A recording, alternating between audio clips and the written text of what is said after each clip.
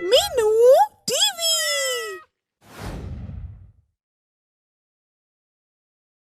आज हम बात करेंगे नाटपुर नामक गांव की। नाटपुर एक छोटा सा गांव था। वहाँ पर सभी लोग मिलजुल कर रहा करते थे और सभी लोग एक दूसरे की मदद भी करते थे। तभी नाटपुर में लल्लन सेठ नाम के एक व्यापारी ने आकर अपना व्यापार शुरू कर दिया और उसने गांव के लोगों को शहर की नई नई आदतों के बारे में बताया। जैसे कि शहर में लोग फिल्म देखते हैं, शराब पीते हैं, जुआ खेलते हैं और बहुत मजे करते हैं। और उसने सभी लोगों को बताया कि ये शौक पूरा करने के लिए वो उन्हें ब्याज पर पैसे भी देगा। उसके बाद धीरे धीरे गांव के सभी लोग लल्लन सेठ से पैसे लेकर शहर जाने लगे और वहां पर जाकर खूब मजे करते। और देखते ही देखते ब्याज के चक्कर में पूरा नाटपुर गांव आ गया था और अब तो लोगों को अपना घर तक चलाने में दिक्कत होने लगी थी और लोगों के पास बिल्कुल भी पैसे नहीं बचे थे और सभी लोगों को अपना घर तक बेचने की नौबत आ गई थी। लोग इतने गरीब हो गए थे कि उनके पास दवाई तक के पैसे नहीं बचे थे। और वहीं नाटपुर गांव में पवन नाम के एक डॉक्टर भी थे जिन्होंने समाज सेवा में अपना जीवन समर्पित कर दिया था। अब नाटपुर गांव का हाल ऐसा था कि लोग डॉक्टर पवन को दिखाने आते थे पर उनके पास पैसे नहीं होते थे। लेकिन डॉक्टर साहब इतने अच्छे थे कि सबकी मदद करते थे। लेकिन भाई अब उनके पास भी इतने पैसे नहीं थे कि वो दवाई और ऑपरेशन के पैसों के लिए भी लोगों की मदद कर सकें। और एक दिन डॉक्टर साहब अपने हॉस्पिटल में बैठे ही हुए थे कि तभी उनके यहाँ पर एक मरीज आया। क्या नाम है आपका? मेरा नाम तो हीराबाई है। क्या हुआ है आपको? साहब 2 दिनों से खून की उल्टी हो रही है मुझे आपकी रिपोर्ट करवाने होंगे। रिपोर्ट करवा के पता चलता है कि उन्हें लास्ट लेवल का कैंसर है। अगर उनका ऑपरेशन नहीं किया गया तो वो मर जाएंगी। हीराबाई, आपका ऑपरेशन करना पड़ेगा। 2 लाख रुपए का खर्चा है। क्या आप इतने पैसे खर्च कर पाएंगे? नहीं डॉक्टर साहब, मेरा पति हमारी जो भी पूंजी थी वो तो लल्लन सेठ को गिरवी रख के आए हैं। हमारे पास खाने के लिए भी अब पैसे नहीं बचे हैं। ठीक है, मैं कुछ करता हूँ। तभी एक और पेशेंट आता है। बोलो बेटा, क्या नाम है आपका? क्या हुआ है आपको? डॉक्टर साहब, मेरा नाम संजू है। मुझे सीने में बहुत दर्द हो रहा है। मैं चेक करता हूँ। और चेक करते हुए डॉक्टर पवन को पता चलता है कि संजू के दिल में छेद होता है। बेटा, आपके परिवार में कौन कौन है? डॉक्टर साहब, मेरे परिवार में कोई नहीं है। मेरी माँ तो मैं पैदा हुआ तभी मर गई थी और मेरा बाप शहर जाके मुझे करने के लिए लल्लन सेठ को अपना सब कुछ गिरवी रख के आया था। फिर लल्लन सेठ के आदमी हर रोज मेरे घर आके मेरे बाप को पैसे के लिए धमकाने लगे। मेरा बाप वो पैसे वापस नहीं दे सका और डर के मारे उसने खुदकुशी कर ली। बेटा, कोई बात नहीं, तुम कल हॉस्पिटल आ जाना। और बेचारे डॉक्टर पवन दुखी होकर नदी के किनारे बैठकर सोच रहे थे कि इतने सारे लोगों की मदद आखिर वो कैसे करेंगे। उनके पास जो भी पैसे थे वो तो खत्म हो गए थे कि तभी अचानक से उनका हाथ किसी पत्थर से टकरा गया और उन्हें कुछ करंट सा महसूस हुआ और वो समझ नहीं पाए कि ये क्या हुआ। और तभी पास में उन्होंने एक कुत्ते का बच्चा देखा जिसे बहुत चोट लगी थी। तो डॉक्टर साहब ने उस कुत्ते के बच्चे को हाथ में लिया और धीरे धीरे वो अपना हाथ उस कुत्ते की पीठ पर सहलाने लगे। और उसके बाद जो हुआ उसे देखकर तो वो दंग रह गए थे कि उनके हाथ फेरते ही कुत्ते की पीठ पर लगी चोट एकदम ठीक हो गई थी। और इसके बाद डॉक्टर पवन को ये समझने में बिल्कुल भी देर नहीं लगी कि उस पत्थर के टकराने से उनके हाथ जादुई हो गए थे। और ये देखकर डॉक्टर साहब बहुत खुश हुए थे और उन्होंने अपने इन जादुई हाथों से पूरे नाटपुर गांव की मदद करने की ठान ली थी। और उन्हें इस बात की इतनी खुशी थी कि अगले दिन डॉक्टर साहब जल्दी ही हॉस्पिटल पहुंच गए थे। और सबसे पहले संजू हॉस्पिटल में आता है।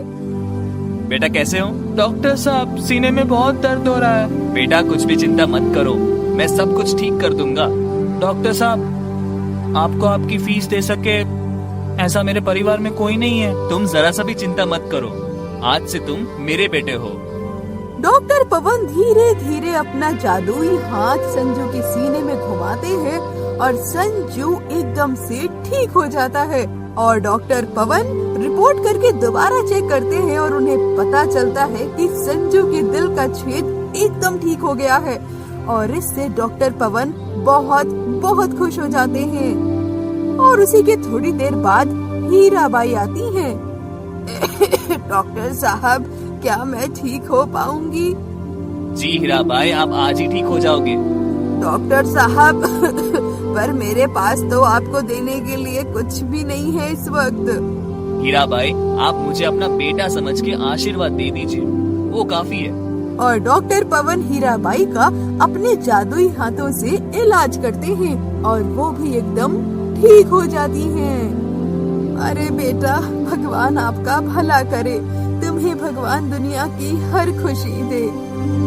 और इस तरह से डॉक्टर पवन धीरे धीरे करके नाटपुर गांव के सभी लोगों की बीमारी दूर कर देते हैं और बल्कि आसपास के गांव के लोग भी इलाज के लिए डॉक्टर पवन के पास आने लगते हैं। और तो और डॉक्टर पवन संजू और हीराबाई को अपने ही घर में रहने के लिए बुला लेते हैं। और एक दिन डॉक्टर पवन हॉस्पिटल में बैठे होते हैं कि तभी वहाँ पर लल्लन सेठ आता है। डॉक्टर साहब, मेरे पूरे शरीर में कीड़े पड़े हैं। मैं ना तो बैठ पाता हूँ ना तो मैं सो पाता हूँ। प्लीज मेरी मदद कीजिए। लल्लन सेठ, तुम तो पूरे नटपुर गांव की बद्दुआ लेके बैठे हो, ये तो होना ही था। डॉक्टर साहब, मेरी मदद कीजिए। मैं शहर के सबसे बड़े डॉक्टर को दिखा के आया, वो बोल रहे हैं तुम्हारी मौत नजदीक आ गई है। अगर आप मेरी मदद करेंगे तो आप जो कहेंगे वो देने के लिए तैयार हूँ। लल्लन सेठ, आप मुझे कुछ दो या ना दो, मेरे हर एक मरीज की मदद करना मेरा धर्म है। मैं तुम्हारी मदद करूँगा और इसके लिए मुझे कुछ नहीं चाहिए। और डॉक्टर पवन ललन सेठ का अपने जादुई हाथों से इलाज करते हैं और वो एकदम पहले के जैसे हो जाता है। डॉक्टर साहब, आपके ऑपरेशन की कीमत क्या है? लल्लन सेठ, आपकी जान की जो भी कीमत हो वो ये ऑपरेशन की कीमत है। मुझे कुछ नहीं चाहिए, आपको जो भी मदद करनी हो वो नटपुर गांव के लोगों की करो। और ये सुनकर लल्लन सेठ समझ गया था कि उसको क्या करना है और उसके बाद उसने गांव के सभी लोगों को बुलाकर उनके पैसे वापस कर दिए। और उसके बाद अपना पूरा जीवन डॉक्टर पवन के अस्पताल में लोगों की सेवा करने के लिए समर्पित करने का फैसला कर लिया था। और देखते ही देखते पूरे नाटपुर गांव की खुशियाँ वापस लौट आई थी। और अब आप हमें बताइए कि अगर ये जादुई हाथ आपके पास आ जाए तो आप क्या करेंगे? अपना जवाब हमें कमेंट बॉक्स में जरूर बताइएगा। आगे की मजेदार स्टोरी के लिए चैनल को सब्सक्राइब करें और बेल आइकन प्रेस करना ना भूलें। मेलापुर नाम के गांव में लाखन, जो एक सीधा सादा किसान था और खेती करके अपने परिवार का पोषण किया करता था, अपनी जिंदगी गुजार रहा था। अरे लाखन, चलो आज मंडी में फसल नहीं बेचनी क्या? बेचकर भी मिलता क्या है बदले में? अरे ऐसा क्यों कह रहे हो? और नहीं तो क्या, हमारे हिस्से की सारी कमाई तो मंडी वाले खा जाते हैं। हमसे कम दाम पर फसल लेते हैं और शहर जाकर ज्यादा दाम में बेचते हैं। ये बात तो तुमने सच कही भैया, हम किसानों को हमेशा लूटा ही जाता है। हम सबको साथ मिलकर इसके खिलाफ आवाज उठानी चाहिए। पर इसमें सब साथ देंगे हमारा? गांव की पंचायत में कल बात करके देखेंगे। ठीक है, कल सब मिलकर फैसला करेंगे कि क्या करना है। ग्राम पंचायत में सब इकट्ठा होते हैं। अगर हम आज अपने हक के लिए खड़े नहीं होंगे तो हम किसानों की हालत कभी नहीं सुधर पाएगी। लाखन बिल्कुल सही कह रहा है। तुम्हारे हिसाब से हमें क्या करना चाहिए बेटा? चाचा, हम सबको अपना फसल मंडी में नहीं पर शहर जाकर खुद बेचना चाहिए। हाँ, जिससे हमें फसल के सही दाम मिल पाएंगे। हाँ, हम सब तुम्हारे साथ हैं। लाखन की बात सब किसानों को सही लगी, इसलिए सबने अपनी फसल को मंडी में बेचना छोड़ दिया और शहर जाकर अपनी फसल का सौदा करने लगे। पर इससे मंडी में किशन सेठ को बहुत नुकसान हुआ। इस लखन की इतनी हिम्मत कि उसने हमारा नुकसान करवा दिया। इतना ही नहीं सेठ जी, अब तो लखन किसानों के भले के लिए सरकार को भी अर्जी करने वाला है कि सरकार उनके कर्जे माफ कर दे। इसकी हिम्मत बहुत ज्यादा ही बढ़ती जा रही है, इसे सबक तो सिखाना ही पड़ेगा। पर कैसे सेठ जी? सारा गांव और सरकार तो किसानों के साथ है। पैसे से सब कुछ हो सकता है, अब तू देख मैं क्या करता हूँ। किशन सेठ ने गांव के पुलिस वाले को पैसे देकर लाखन के खिलाफ झूठी रिपोर्ट लिखवा दी। लाखन, हम तुम्हें गिरफ्तार करने आए हैं। पर मैंने तो कुछ नहीं किया, आप क्यों कर रहे हो ऐसा? तुम्हारे खिलाफ रिपोर्ट है हमारे पास। अब जेल में चक्की पीसोगे तो अक्कल ठिकाने आएगी। चलो। सारे गांव वाले पुलिस को रोकते रहे, लेकिन उन्होंने गांव वालों की एक नहीं सुनी और लाखन को पकड़ के जेल में डाल दिया। ये आप सही नहीं कर रहे हो साहब, एक बेगुनाह को जेल में डाल रहे हैं। हमें क्या करना है हम अच्छे से जानते हैं। चुपचाप बैठकर चक्की पीस, समझा? लाखन को 1 हफ्ते तक जेल में रहना पड़ा, पर वहाँ भी वो मेहनती किसान की तरह चक्की में सारा गेहूं पीसता और दिन रात मेहनत करता। एक दिन पुलिस स्टेशन में बहुत बड़े पुलिस ऑफिसर आए। उन्होंने लाखन को इस हालत में देखा तो सारी बात पता लगाई। तुम लोगों को शर्म नहीं आती एक बेगुनाह मेहनती किसान को जेल में डालते हुए? Sorry sir. अब जल्दी बाहर निकालो लाखन को। पुलिस ऑफिसर के कहने पर लाखन को जेल से बाहर निकाल दिया गया। आपका बहुत बहुत धन्यवाद। तुम्हें बिना किसी कसूर जेल में रहना पड़ा, इसके लिए जेल की तरफ से मैं तुम्हें एक चक्की इनाम में देना चाहता हूँ। उम्मीद करता हूँ ये तुम्हारे बहुत काम आएगी। धन्यवाद साहब। सुषमा, जरा गेहूं लाना तो मैं चक्की में पीस देता हूँ। जी, अभी लाई।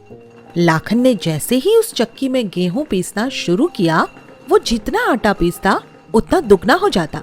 अरे, ये तो हर बार दुगना होता जा रहा है जी। हाँ, लगता है ये जेल की कोई जादुई चक्की है। अब इतने सारे आटे का क्या करेंगे जी? अरे, अब तो हम सारे गांव की मदद कर सकते हैं सुषमा। इस चक्की में जो भी पीसो वो दुगना हो जाता है। हम हर किसान की फसल को दुगना कर देंगे, जिससे सब लोग सुखी हो पाएंगे।